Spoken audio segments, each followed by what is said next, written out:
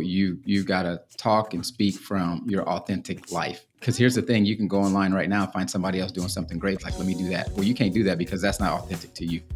And so whether that be because they're so far ahead of you, or just because their story is not your story and their audience is not your audience, or the way they do it is just different than the way you can do it.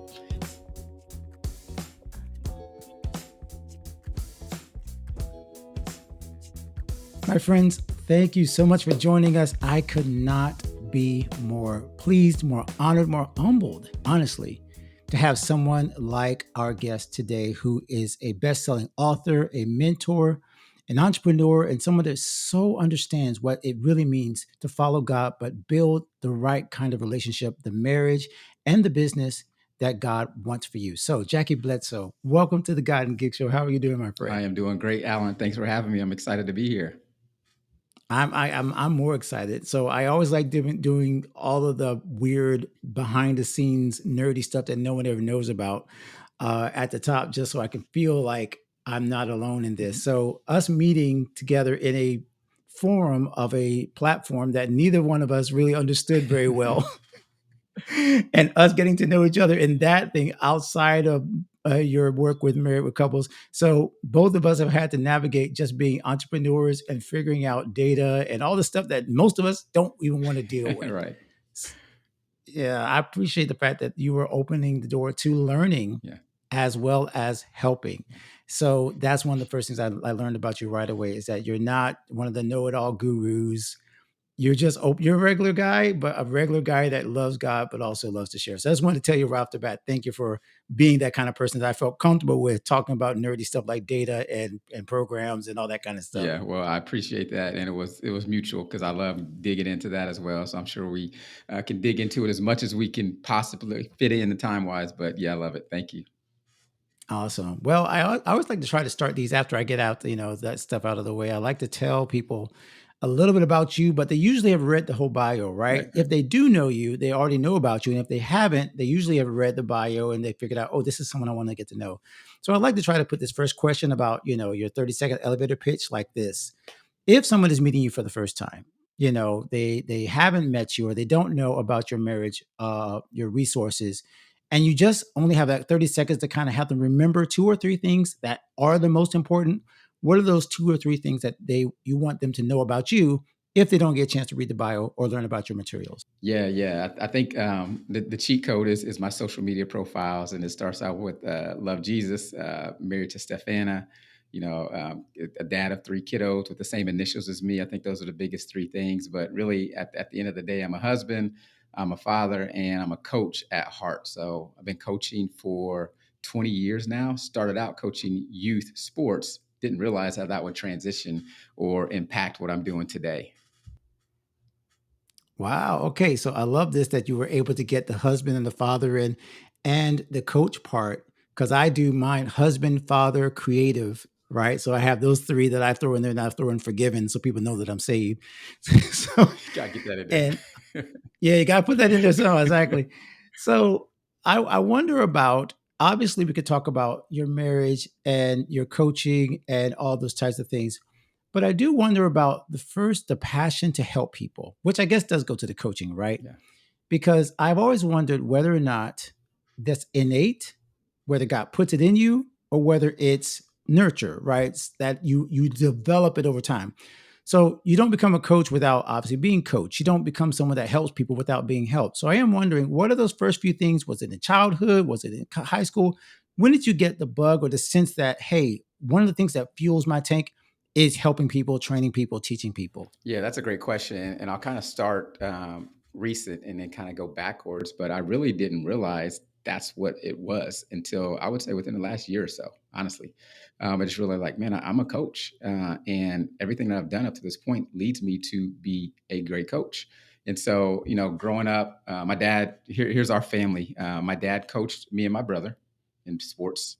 I coached our kids in sports. My brother became a college coach, so he's a professional coach pretty much. This is basketball related. So we were all coached. My dad was my first coach, great coach, and I had great coaches in sports growing up. That at the time I'm just a kid and I don't realize, but you get older and you realize, man, hindsight is 2020. Like these are some lessons or some things that were instilled in me by some of these coaches. So very successful coaches. My high school baseball and high school basketball coaches are both in the Hall of Fame in Indiana as far as high school coaches. We had a lot of success, state championships, and things like that. So they were impactful. Then, when I get into becoming an adult and sports is no longer involved in my, at least in the majority of my life, I found some great coaches as well. A few, I don't know if you're familiar with some of them, Lamar Tyler, with Traffic Sales and Profit, Michael Hyatt, Full Focus and all that. And so, but the thing that I think that tied it all together and where the coaching comes in at is my spiritual gift is teaching. And so coaching is one way for me to exercise that gift of teaching, just as the same as writing is, just the same as speaking is. And so those things all tied in together. But and even when in our marriage, this ties the marriage piece of it into it. Since the first year in our marriage, me and Stefana have had a marriage mentor couple, basically coaches. And this wasn't anything that we really knew to go seek. It just kind of happened organically. And then in each season of our marriage, we've been married for almost 25 years now. This will be 24, or we just crossed 24 a couple weeks ago.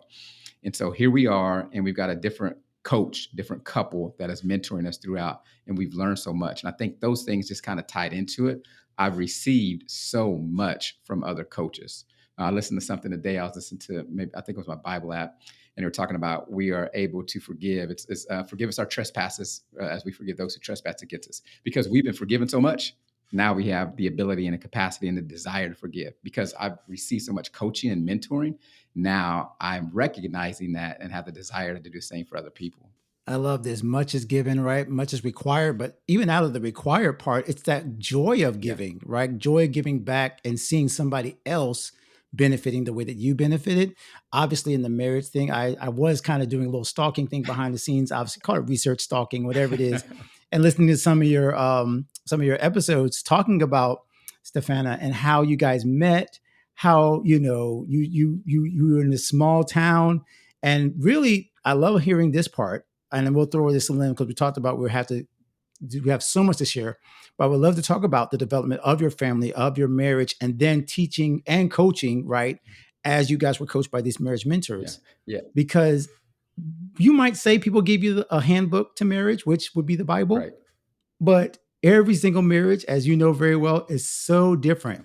So tell me a little bit about that, developing your marriage over these last 24 years while also helping other marriages, because it sounds like you're learning and doing at the same Yeah. time. You're learning something about marriage and then teaching it even as you two are developing your relationship. So talk a little bit about that, how you learned how to balance those two things, teaching it, but also having to like apply it to your own marriage.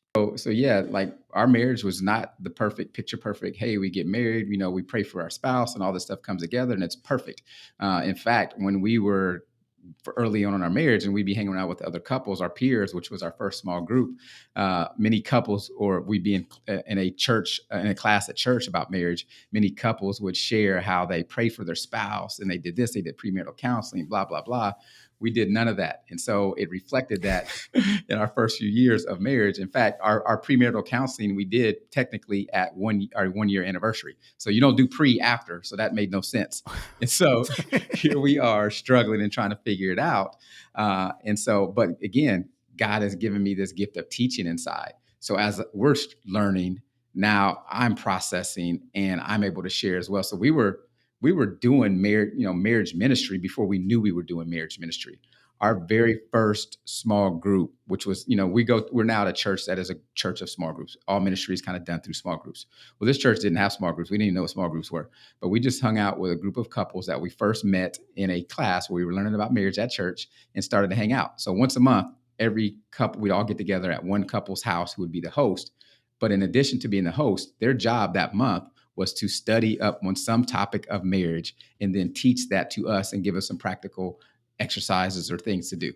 So here we are, we're learning, because we're struggling in this area and we got support and accountability, but at the same time, we're also preparing to teach and share what we've gone through. So everybody had different experiences and there was different resources that we may have leaned on, but that just became a natural thing. It wasn't anything intentional. And Stefana always says it as well. Like people say, you're so transparent. She's like, we don't know how any way else to be, because it feels fake to us to get on stage to share in a blog post, in a book, in an interview that, yeah, we got it all together. We don't.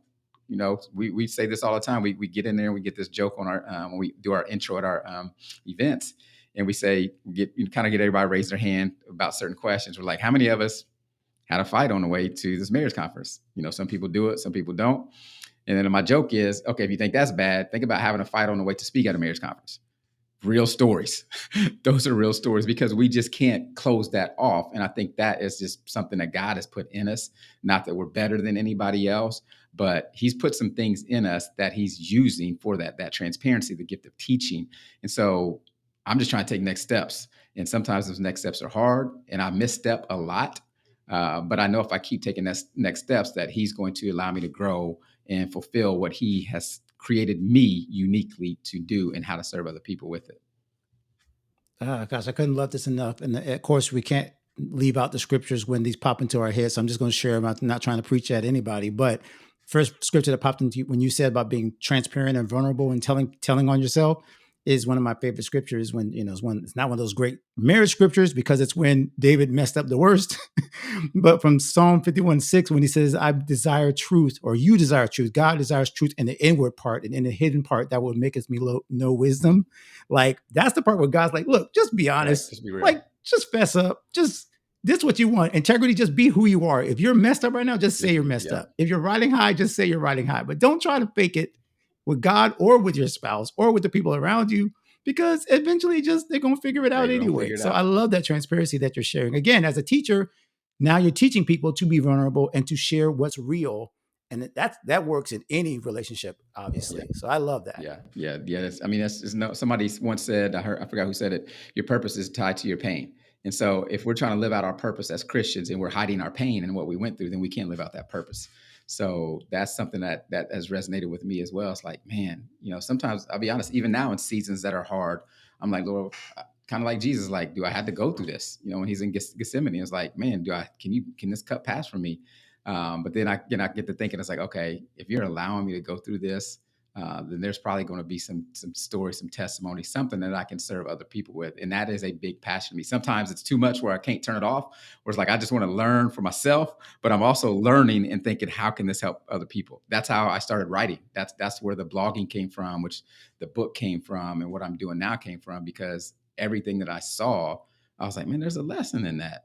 And so now since I'm talking to people about it through this blog, let me figure that out and share that with somebody else. And some of them I didn't solve the problem, but I was in the midst of it. It was something for me to grow, and of course somebody else could grow too. And you really learn as you teach. I think that's one of the things because I'm really thinking about our people that are listening and watching, those who are involved so deeply in creating something, building a business, sharing their gifts, sharing their talent, what God put on the inside. But like you said, they may not feel equipped yet.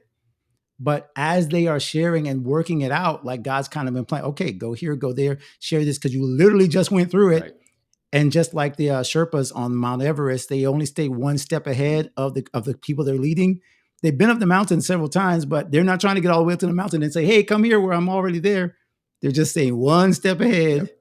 And one step ahead of this is all you need to be able to follow someone. So I want to jump real quick, because you're talking about the blogging and the writing, because it's the same type of thing that I think of, which is you've got to learn it while you're doing it. And you're building a business or building a platform. I don't know what to call it. I hate calling it a brand, but you mentioned some of my heroes, Michael Hyatt, Platform University. I started with that as well. And that's the kind of like this tricky part of saying, hey, I'm not trying to put myself on a pedestal, but I do have to become someone that people can look at, my brand, my image, all these things. I have to build this while I'm also obviously acting it out, learning what I'm sharing. So can you share some of those first business style entrepreneurial lessons, maybe some of those hard truths you ran into? Because again, even though we're talking about mostly Christian area and faith focused platforms, it is also a business that you have to share. So you can share a little bit about what were the first tough lessons or things you figured out right away when you were trying to start to share your message. Yeah, one of the things that I figured out pretty quickly, and was one of the biggest things, is when I first started. So see, I started in this online space because I lost a job. And so I lost this job, and I was like, that was the second job I'd lost. And so I've been fired from this job because I was not making the sales numbers. Mind you, when I first started at this job, I was breaking sales records. Then all of a sudden, I'm not making sales numbers. So I just was, I wasn't wanting to be there really, and it impacted my work. But so I lost my job, and so now I'm trying to figure this thing out. I was like, I'm not going back to corporate. But we were entrepreneurs already. We had owned a real estate company, investing company years before, and I was like, you know what? I'm going back, put my entrepreneur hat on. And I see people are making money online, supporting their family online. So maybe I can try that out. And so I get on there and we create this business. And very few people remember the stage. I had a business called Say It in Shirts. Some of the OGs that connected with me online years ago remember this. And it's funny when somebody brings it back up. Say It in Shirts was modeled off of a guy by the name Jason Sadler, who had a business called iwearyourshirt.com. And so he wore a shirt every day of a different brand, and they created social media content, and they paid him based on what day of the year it was. Every day of the year, he wore a different shirt and was paid. So I'm like, okay, we were a homeschool family, work from home family. Our kids were young, cute family, all that type of stuff, photogenic. Let's do this. Started that business.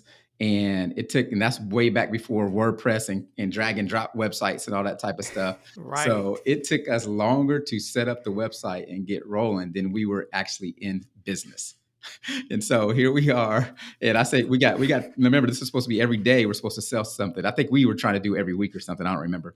But we got 2 customers. And I say customers lightly because I call them favors because they were friends of ours that just didn't really want us to fail completely. And so they bought days and we wore their shirts and created content. But what I learned, and so I in the midst of this, I shared this with someone locally that I really respected in this online space. And I was kind of following and learning from him. And we were at a meet and greet in person, and I shared the idea, and he basically looked at me and said, "You're a nobody." Not in a you're nobody type of way. It's like, man, you trash, blah, blah, blah. It was basically like you're trying to do something that requires an audience and you're nobody. So this business is not going to be successful. I didn't realize what he was saying. It hurt me. And so I kind of went back to the drawing board. And what I found was that these people, because I was not successful in this online business, the people that were had this thing that I never heard of before called a blog. And so that is when I started to blog because I was like, if they use a blog to build this, then I need to use a blog. The blog was really my a personal development platform where I was able to try to connect with other dads and husbands who were failing in their marriage and or their career, and both were impacting each other. And so I just started to write. And what I was writing about at the time was basically what I was going through in life. So a lot of lessons learned from interaction with my wife, a lot of lessons learned from interaction with my kids. And so I became noticed for that. And so it led to the next thing after another. And here's a big lesson as well. I had a mentor at that time who was a professional writer, and he challenged me so this is a big lesson to get uncomfortable. He challenged me to something that his mentor challenged him to create a new piece of content and post it every day for 365 straight days. And I was like, I ain't got nothing else to do. I'm trying to make this work. And so let me do that. And so in the process, I did that. And maybe 60 days in, I fell off and missed a day, but I jumped right back on it and did it again. So basically, what it did was it challenged me. It got me out of my comfort zone because I didn't think I was a good writer. It created a habit of creating every single day that, now I still create every single day, maybe not publicly, but I still do that. And because now, as a brand new blogger who is probably getting 30 page views a month from my refreshes, now I got a lot of content out. So when people come to my site, they're like, oh, he's a content creator. He got 30, 40, 50 pieces of content. And so that led to my first big break, which was with Lamar Tyler's platform, Black and Married with Kids, which was at the time the largest privately owned or independently owned website for Black and married families at the time. And so that taught me when I got that connection, and now I'm writing for BMWK, I realized the power of borrowed audiences, because now it wasn't just me and me trying to share with on my little social platforms, even before the algorithms are what they are today and you had to pay to play. But now I'm leveraging somebody else as an audience that has the right people that I want to get in front of. Everything since then, I've followed suit. My entire platform, my business, and my brand, whatever we want to call it, is because of content partnerships and borrowed audiences. Okay, so much we can dig into. First of all, talking about content creation before content creation was even a word. Like the 63, let's be honest, like this is, I feel I'm kind of an OG as well on the internet, and in terms of like starting my podcast before Joe Rogan, before all this other stuff. And I'm like, just get some Zoom recorder and I'm like in my mom's basement, my mom's pool room. You know what I mean? And it's like, it was like that. It's like, why am I even doing this? But you just have a sense that, like your mentor told you, thank goodness, you need to put the breadcrumbs there first. plant the seeds first, have something for people to come find instead of waiting for them to come to you and then give them something that you haven't even created yet. Like that habit, obviously, it served you well. And because you were doing it before it got popular to get into hustle culture, right? And creation and everything, you already have the habit of doing it for the right reasons instead of some of these people who I think in the AI age are trying to just throw anything at people, right? And I'm talking to my fellow creators now that just say, oh, we'll just flood your Instagram feed with stuff, but not really have something to say. And so, what you said when you were dealing with what you were doing with as a dad, I think that's something we can hang on to a little bit is that you have to share consistently, but also share from authenticity. It can't just be the masses of content. Am I right about that? Because I think that's one of those big lessons that Yeah. in this day and age, content creation has become so much about volume and not about like the value. Yeah, I think that at the root of success in what we're doing here is authenticity, and so you've got to talk and speak from your authentic life. And because here's the thing, you can go online right now and find somebody else doing something great. It's like, let me do that. Well, you can't do that because that's not authentic to you. And so whether that be because they're so far ahead of you or just because their story is not your story and their audience is not your audience, or the way they do it is just different than the way you can do it. And so I think when we start from there, and I learned then, and I didn't know it. People always ask me, "Hey, did you always want to be an author? Did you always want to be a speaker?" I'm like, no and no. I didn't enjoy writing that much when I was a kid and a student, even a young adult. And if I took a class in high school or college or wherever it was, and I found out on the syllabus that I had to give a speech, I was quickly trying to get out of that class. Is it too late for me to drop out of this class? I hated that stuff. And so now here we are. And I find out again, God, when I said yes to Jesus years ago, God had given me this gift of teaching. First started coming out and coaching because I started coaching our daughter at like 5 years old. She's 25 now, or she'll be 25 in about a month or two. But and so now I got this vehicle that I can write, and I discovered I like writing.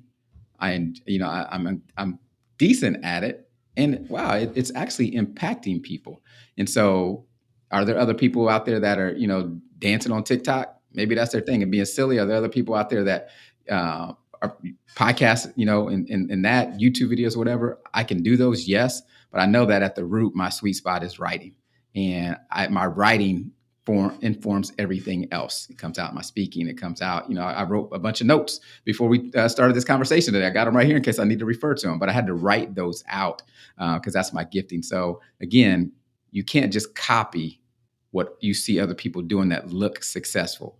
First, you don't really know behind the scenes. Second, that's not you. God made you unique, and God gave you specific gifts that when you I'm listening to Think Like a Success, Act Like a Success, Steve Harvey's book. Again, that's about the third time I've listened to it. And he was talking about that when he discovered his gifting was comedy. And so he's like, okay, I can make people laugh. But he said, I didn't have to just make people laugh on a comedy stage. He said, I can make people laugh in all these areas because that's my gifting. So no matter what the setting is. So when I found my gifting of writing and communication and teaching, now that thing plays out in different areas. So that's the thing I'm speaking directly to the creators out here is like, find that in you. And when you find it, don't try to be somebody else. Be that. Even if there's 10,000 people already doing it, nobody's doing it like you are. Mm, I love this, man. This is speaking to me because I've definitely dealt with that kind of comparison, imposter syndrome type thing, where it's like, yeah, well, my podcast isn't as big as this person. I've written this, but this person wrote it so much more eloquently, right? And realizing that God, and that's one of the things that I'm going to be very honest with you and just kind of dig in with the vulnerability part. Hearing you talk, saying that you've been married 24, 25 years, it doesn't put us on the same path at all. But when I look back at my marriage, I'm like, wait, I got 27 in this? Like, how did that Right. happen? Like, how am I honestly sharing what it took me to get to 27 is definitely different from what it took you to get to 24, Right. right? Right. But it's like, wait, I've always leaned away from that because I was nervous about, wait, I don't know if they want to hear this part. Right. Because Right. we did not follow the traditional model. Trust. Like we are much closer to the Old Testament version of those marriages where there was foolishness between Jacob and Leah. And like we're Yep. closer to that. That's us. So I've always feared letting people into that side of my journey because it was easier to keep the safe side of, oh, just do this production, whatever, music, things. So I'm even dealing with that. Hey, be honest, be open, let people into the story while it's Yeah. happening. and God could use that. So I appreciate that personally, number one, and then hopefully number two, someone's listening who is where you were, right, Yeah. and now is taking your advice. I want to ask you quickly about the entrepreneurial side as well, in terms of your wife, how you guys navigated this, because I've done a couple of podcasts with other married creative couples. Is your wife a creative creator? Do you consider her a business partner?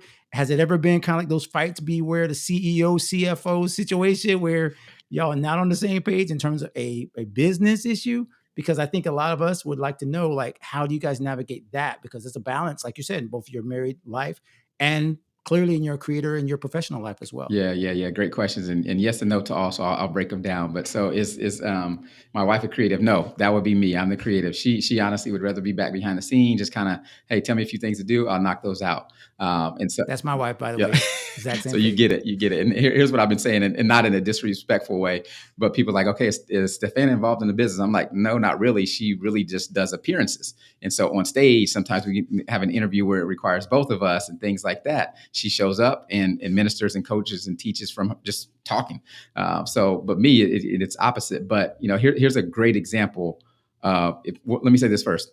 It is growth in progress. Again, we've been kind of talking about this whole thing. We're still learning and growing and still figuring out. And some things that, I thought this was my dream and this is what I wanted to be is not her dream.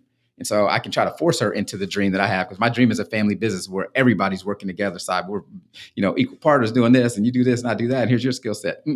She wants none of that. However, the thing that we do get on, we continually get on stage and speak together. And this is a great example of how you can work through some of these things. So, and it kind of goes back to something you said too, just about us sharing kind of the messiness. And so one of our talks, we share a story. At the time, it was kind of breaking down a story. We're kind of walking through what happens when we sin and do different things like shame. We're trying to hide. There's 5 different points. I can't remember the exact points now. And I had a phenomenal, when I say phenomenal, I say this kind of joking, a phenomenal story about our youngest son losing his basketball jersey and keeping it hidden for a few weeks, until I found out by a mom calling and say, hey, my son's got your son's jersey. I'm thinking, like, what's he been playing in? So anyway, we walk through that, all the different points, and I make the points with the story. Phenomenal. We're getting ready to do this talk again. It's the morning of, we're kind of practicing, and we're like, okay, we got about 2 hours before we go on stage and do this talk. Stefana's like, babe, I think you got too many sports stories. She was right. I do. That was one of them. And this is a marriage conference. So she's like, we need more marriage stories. And she said, instead of telling a story about Joshua, that's our youngest son, why don't we talk about our story about this? And I'm thinking, like, okay, I don't know about that. It's last minute. And she needs to be more prepared than I. I can go on the fly, boom, and just talk. Where we at? Oh, we get off target. We can get back to it. But she needs that methodical, here's my notes, here's where I'm going. And so I was like, babe, this ain't what you like to do. You hate when I change stuff at the last minute. So why are you doing it? She's like, I think this is better. And so we share this story of how us coming together was messy and all of that type of stuff. And I made a decision. I was like, at first I told her no. And I was like, okay, I think God had you say that and it pressed it on your heart. And you said it to me, we're going to go with it. I'm not sure exactly how it's going to play out. And so the story is, if for anybody that was really kind of caught this, I mentioned the age of our daughter and how long we've been married. Our daughter was 10 months old when we were born. When we were married. And so she was already, almost a year old. We were having sex before marriage, and it was messy, and that caused challenges. I was unfaithful to Stefana after our daughter was born, but before we were married, messy. Came into marriage very, very messy. So share the guilt and shame that we had going down those points of a Christian couple having sex before marriage, ending up with a child, and now getting married and all this. We didn't pray, didn't do all that stuff, all this baggage. When we got done with that talk, finished that talk up, and we were ready to walk off stage, we were bombarded. People were rushing to the stage saying, this is my story. I've been feeling that. You put words to my story, something that we've never really shared, not at that depth until then. And so the point of working together is you guys are going to see things differently, function differently, have different strengths and all that. But there's got to be a time where you just kind of heed some of those. And that was an example for me where I was like, okay, I'm the content creator. I put all this together. If we change something at the last minute, it could be me because I could go with it. And she owned that story and took it. So I think that, even today, we're still figuring it out and still learning. And I just told her actually, this week I was like, babe, we need to get some stuff together because I think that there's some stuff that we need to work out that is impacting us from doing what God really wants us to do at this stage and beyond. Mm. And so it still goes back to that transparency, that humility, and just like, man, I don't know it all. Maybe I wanted to do this way. I think she should. It goes back to roles in marriage, aside of business. We think that we have specific roles of gender roles or whatever it is, but how has God brought your oneness together, and how does that act out on a daily basis? Oh gosh, man. Okay, this is gonna turn into a whole nother podcast of therapy slash. Yeah, because when my wife hears this, trust me, we're going to have something totally different coming up probably after this. If we're both convicted like this, like you're convicting us now, Right, right. the next podcast episode may be in a whole nother subject because we've talked about this for years about what is our show going to be, and I'm like, oh God, Yeah. okay, Lord, I don't really want to hear this. Conviction is usually what you don't want to Right, do, right, right? right. So, but I love it because it talks about two things. One is being willing to trust your partner. And for those who are not married, there might be a trusted friend, there might be a confidant, there might be a pastor that's saying, no, you need to step out in an area that you're not usually comfortable in, but this is where God's going to use you. And here's the thing that I think goes right back to the practical spiritual being like this thing where it connects both dots, right? It will be the answer to your community slash traffic slash business problem of what do I share? What will people actually show up for? So many of us are creating, but we don't know, well, why aren't they coming? And it's because, like you said, there's got to be a story that they connect to behind just the art form or the blog or whatever. And it's just something that's antiseptic and doesn't really mean, like we talked about again, coming back to authenticity, that really matters to you, that it hurt, like you said, the pain and the purpose. So I think a lot of us, we do have to get to that uncomfortable place where I don't want to talk about it or share it or write about it or sing about it, but it's where people are because I had to go through that same Yeah, situation. yeah. So I think you're blessing a lot of people who may have heard that story, but didn't realize like the backstory. It's good. That's good. Yeah, so I love this. Is so cool. So I would almost say that's kind of like a high point because I always try to go into like low points and high points so people can see like that's not all mountaintop, Right. right? But I feel like you kind of shared there where it sounds like it was some low points between your marriage where you guys were working through some stuff, and then all of a sudden it's like God takes you to the pinnacle. Can you share one of those other lessons that maybe was something that was, I don't know, it could have been in church ministry, could have been in sports, but something where you saw the lows and then the lesson taught you how to get to the highs of it? Because there's so many lessons that we can go through, but I feel like you might have a story. You're a storyteller naturally. So I feel like there's one of those things where maybe you could share with someone who's at a point with, oh man, God's not going to use this. Yeah. And you saw how it worked Yeah. in your favor Oh later. yeah, definitely. I mean, there's so many stories in our marriage like that. There's so many stories in my journey as a creative and an entrepreneurial person as well. I think one of them, and I'll catch up to kind of like where we are in in the entrepreneur journey. Yeah, that's kind of like where I'm getting at. Cause I mean, like I said, people are going to see where you're at now. Yeah. And I always want to make sure they don't think like this happened like overnight. And of course, they're going to study all your stuff. They're going to go to your blogs and everything else. But I do like them to hear kind of like that little bit of that rag to riches story part. Yeah, yeah, and I think this is like this. We've had a lot of impact in what we've done with marriage. The numbers are staggering. It's just amazing that so many people that we've impacted. And I don't take that lightly at all. But let me see, when we first started, the blog was JackieBledsoe.com. It was a personal brand. I just talked about marriage and family a lot. And then it got to the point where it got so big that it was like people would go to an event and like, hey, what's your ministry? Or what's your, it depends on what setting. What's your ministry name? What's your brand name? And I'm thinking like, Jackie Bledsoe. So it's kind of a little bit of a disconnect. That's how Happily Married Couples was born. And so now it's like, we need a place for our marriage stuff. That was right. I finally got the space to build it during COVID, build the site out and all that type of stuff. So that's great. But here we are now. I'm getting people also coming to me saying, hey, how'd you do this? How'd you get partnered with YouVersion? How'd you get partnered with Family Life? How'd you write your book? Blah, blah, blah. And so I'm the marriage guy. I'm known as the marriage guy. And so I kind of quietly started doing workshops, quietly, because this was against what I'm known for by other people. And so I do a workshop here, do a workshop there, get some good turnout, get some good, results from a people. I'm like, cool. But I'm also a starter. So I'm like, okay, let me do something else. So from probably, I don't know, 2021, maybe, I don't know when it was. My first transition was when we did our podcast. First, we did a summit, how we built this and stayed happily married. It was basically trying to target couples who were entrepreneurial or in ministry together. And so that was the first venture in that. But then I kept doing more and more, and I found a thing where I did a build with borrowed audiences workshop. And so that right there was like, okay, that got traction. I loved it. Turned that into a membership. Then I'm an entrepreneur who's a starter.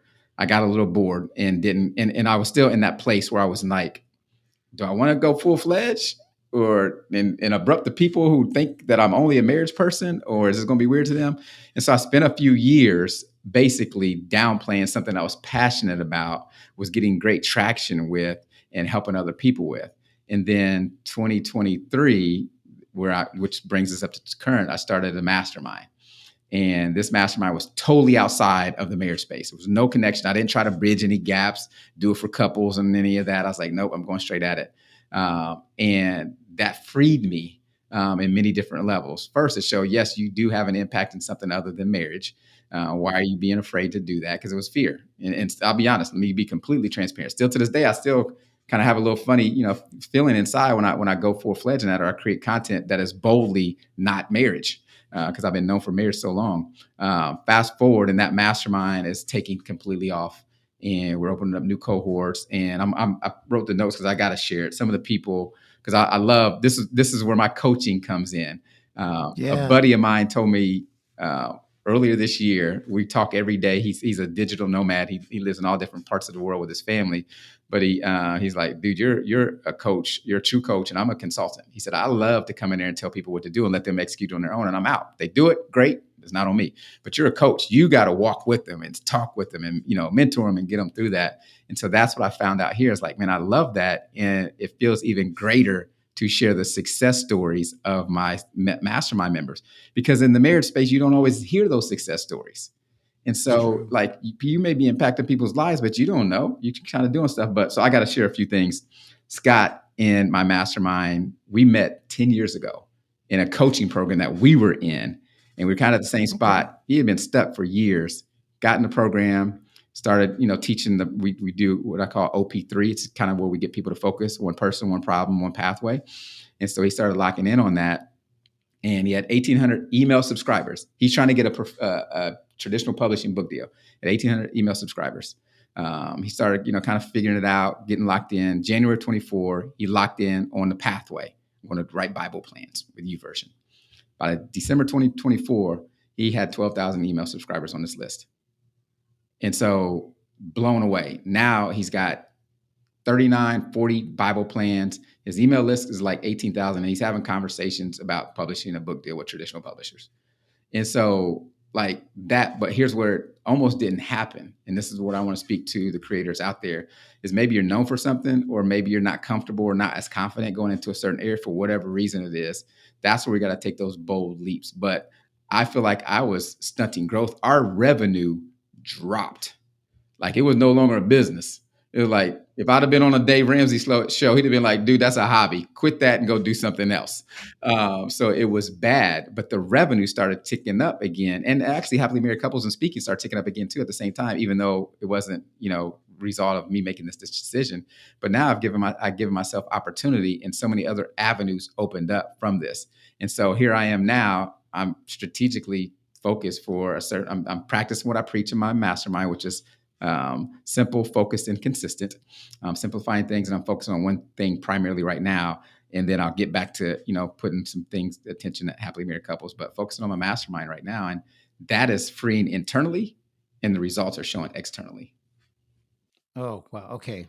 Again, preaching to the choir, because as a fellow YouVersion writer now, there's so much. Again, I don't know if it's comparison. I don't know if it's, oh well, will people listen to this particular story? Should I be writing only to creators? Should I be writing only to artists? So I'm literally one of those people that are in your same niche that say to themselves, maybe I'm not in the right place or saying the right thing. And if you commit to nothing, or you try to do everything, you commit to no one, right? So you have to be very clear about that, and I love that anagram. I want to try to get everybody to focus on your stuff. If you have a blog for that, please give me that note, because I'll put it in the show notes so they can follow that. And then eventually, for those who are writers, I mean, your desire to help people, the fact that you were writing every single day for 365 days, Like that's the first qualification, even before you got on YouVersion, because Yeah. you are a writer Yeah.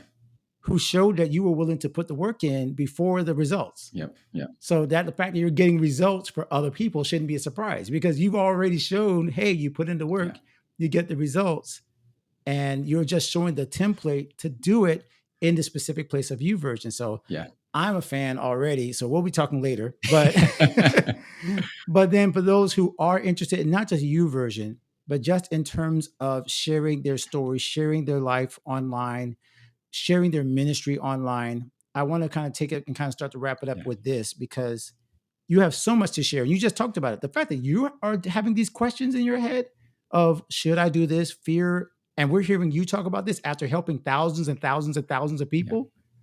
Someone else is listening, like, what are you talking about, Jackie? Like, you've already figured it out. Why do you have any fear of doing anything? So I've wrapped this into like two questions in one. Okay. So forgive me for Yeah. this. It's bad interviewing. It's all good.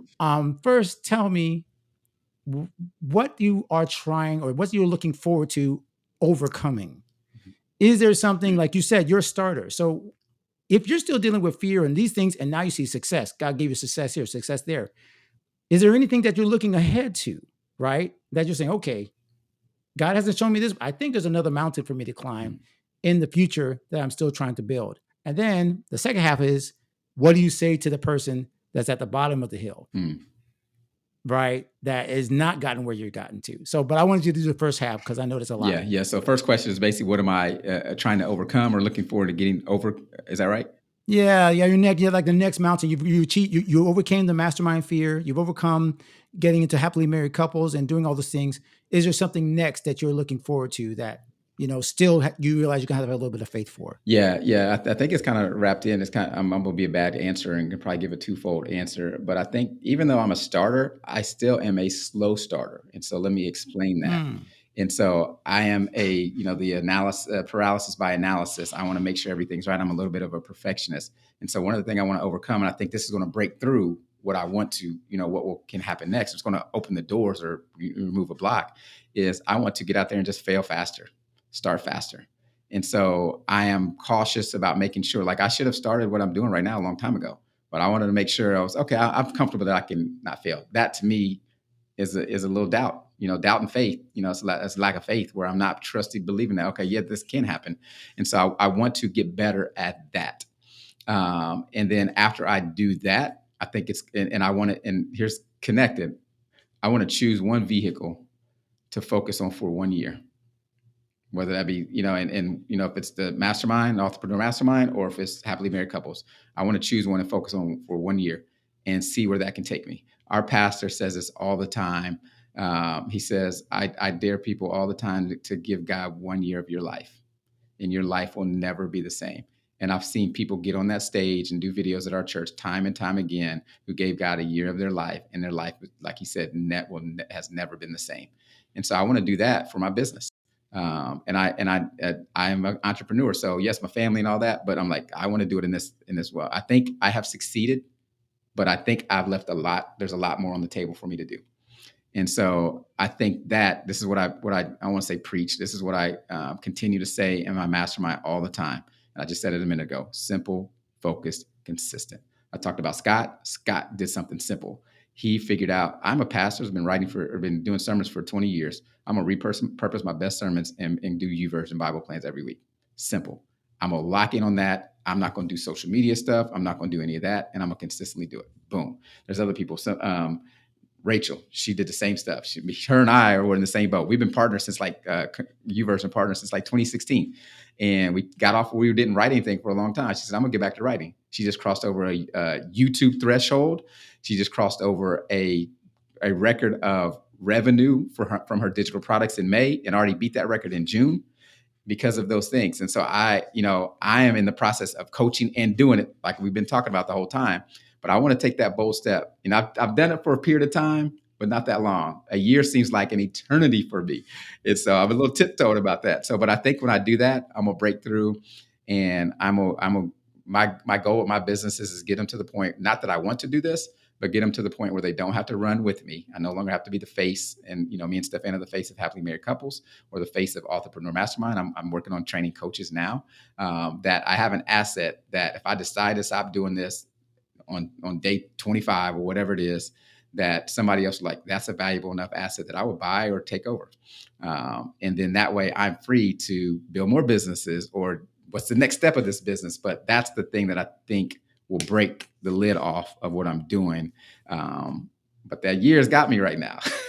That year got me a little Mm. bit. I love it, but I love the fact that you're putting the challenge out for yourself and for your students, right? Mhm. That hey, there's more. Like the verse that keeps popping into my head that Joshua does all the stuff to conquer the land of Canaan, and then there's a verse that says, "And there was still more land to Still be more, conquered." He's like, wait, but he did still more. everything God said to do, and there's still more. There's always something new Right. to go forward and go higher and higher in God. I love this.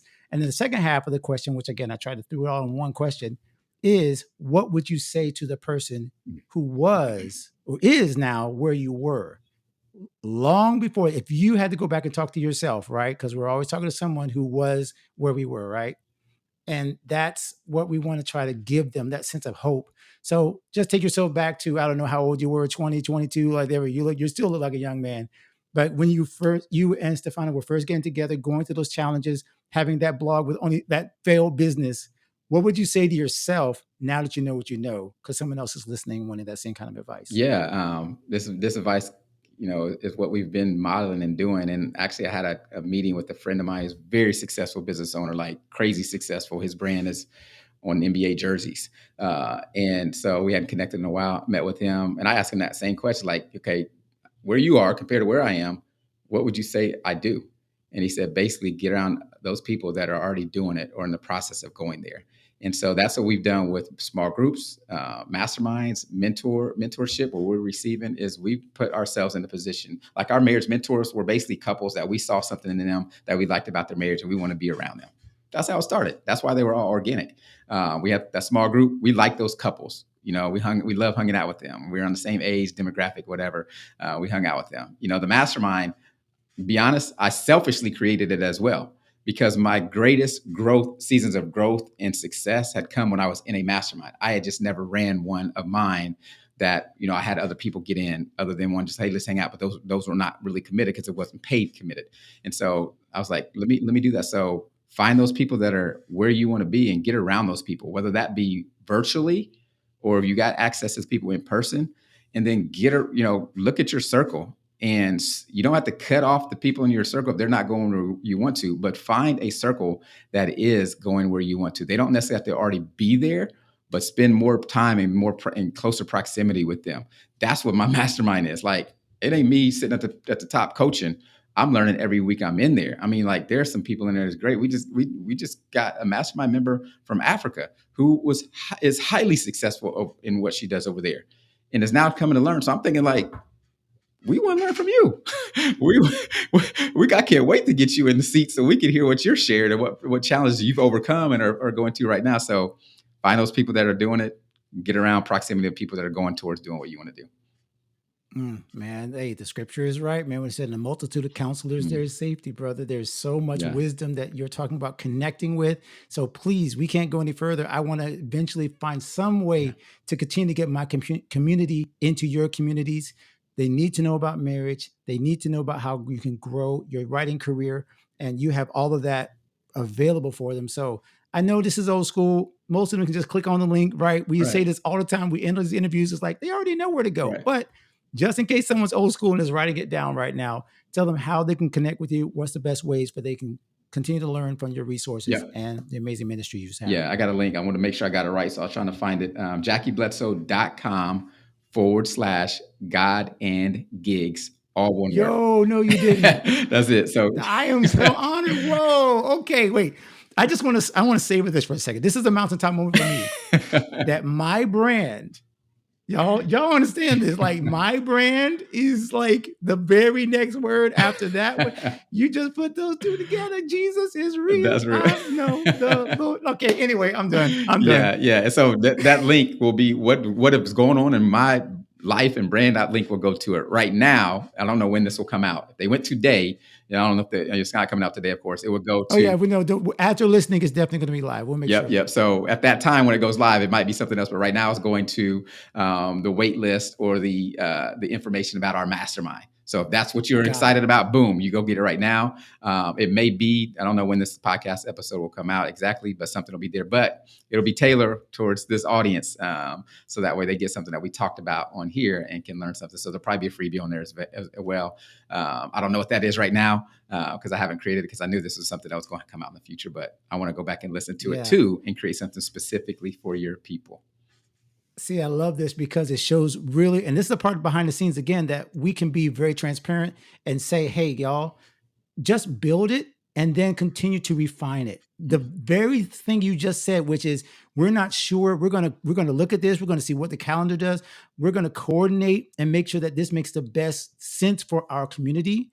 So release it then, and I'm okay with sharing that part, right? So they're watching this in real time, but hey, no, whatever you're building, go ahead and start planning. And if it's not perfectly put together, get it ready Yeah. so that whenever God brings the people, all right, we'll flip it, change the URL, but we're still going somewhere. Yeah. You've already got it prepared before the people are even here, Yeah. or we have the particular thing open. So I'm fine with that. I'm fine with them seeing how the sausage is made, man. Love Like it. Love it. these are the decisions that we have to make in order to do this well. And like you said, fail fast, fail often, but then you succeed faster and you succeed more often. Yep. Yep. So I love this so much, man. We have to finish it up because this has been a great, Love it. great talk. So please, y'all, go to Jack. I'm just enjoying saying that right now. JackieBledsoe.com/God and Gigs, and we'll get you all the information that you need to stay connected to this amazing brother and man of God.